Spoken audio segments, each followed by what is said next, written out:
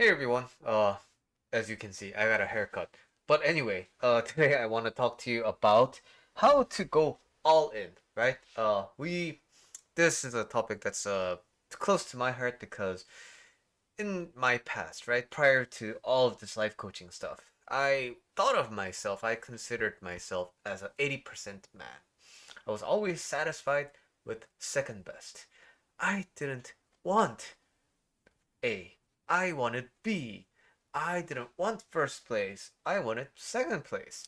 Because there's average, and hey, if you're above average, isn't that good enough? Why do we need to be first?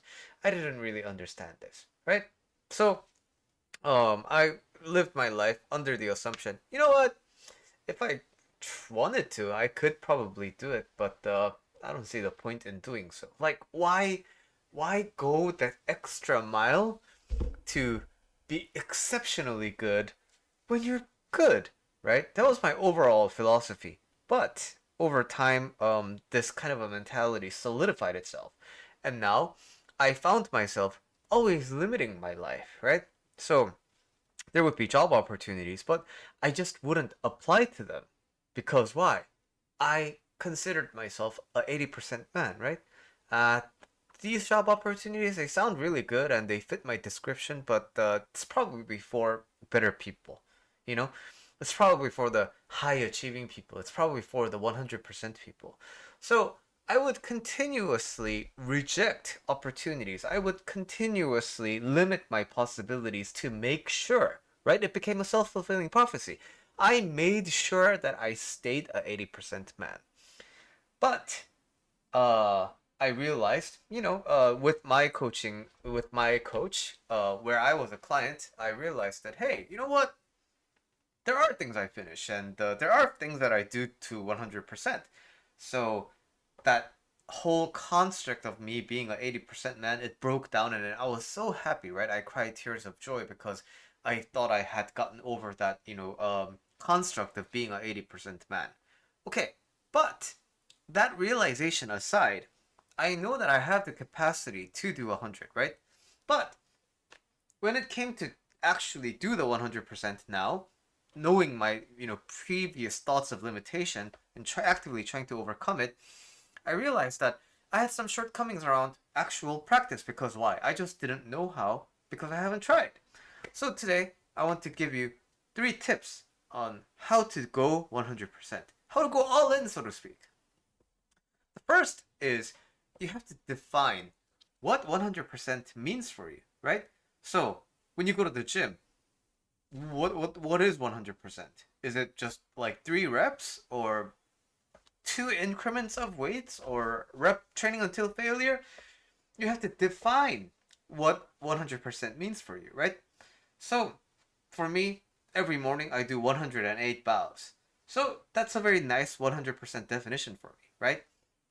I start the morning with 100%, 108 bows, and if I can do 108, hey, I met my 100% goal. So, the important thing that I talk about in these challenges is it has to be voluntary, it has to be humanly possible, it has to be challenging, right? Because if it's not challenging, it's not really going to be meaningful because getting 100% is going to be too easy. If it's not humanly possible, you're going to feel defeated all the time because 100% is not going to be possible for you ever. If it's not voluntary, you will continuously do things that you're already used to and you're not going to really push yourself outside of your comfort zone. So, that's defining your 100%. So, the next is to kind of it's related to mindfulness, right? Every time I meditate, there comes a moment where I want to open my eyes because I'm kind of getting bored. I don't know, my legs hurt, I'm distracted, I heard a noise outside, and then my face itches, whatever. But every time I catch myself, right, I just need to do the next breath. Why? Because there's no other way around it, right? How do you do 108 bows other than doing 108 bows? How do you meditate for 10 minutes without actually just meditating for 10 minutes, right? So it's this ability to catch yourself when you want to take a rest, when you want to be distracted, when you want to go do something else. It's catching yourself at that moment and then just going in for the next attempt, going in for the next step, going in for the next bow, going in for the next breath. And that, just every time you notice it, developing that ability to just do the next step. Just do the next step. This is so simple, but I'm gonna be very honest with you. Um, it took like 3 months of honest work to actually be able to not continue the next steps because that comes easier. Like, I mean, that comes earlier. But you will be stressed about it. You're gonna push yourself to do one more. But over about 3 months, over about 100 days, I can just focus on the next activity without forcing because I understand forcing does nothing good for me. It just makes things more stressful when I'm gonna do it anyway. So if I'm gonna do it anyway, doesn't it make sense to not be stressed? That's what I think.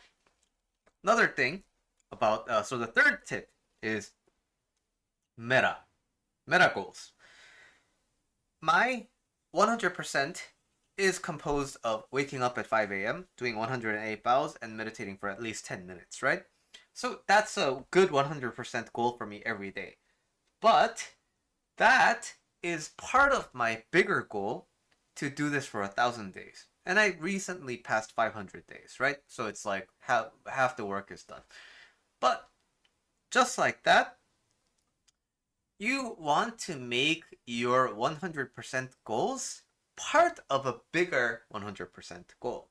So it's like a Lego piece, right? You have a Lego piece, you built a Lego human that is part of a Lego set, that is part of a Lego world, and so on. So thinking of your goals this way, thinking of 100%ing this way, going all in this kind of a way, won't burn you out, will give you a progressive plan for the future, and also it will focus on what you can do to achieve your goals instead of making the goals focused on the things you can attain from the world, because those aren't really guaranteed, right? Can I guarantee myself that I'm gonna get a gold medal? No, it depends on a lot of other factors, right? But to train like a gold medalist, that is something I can control.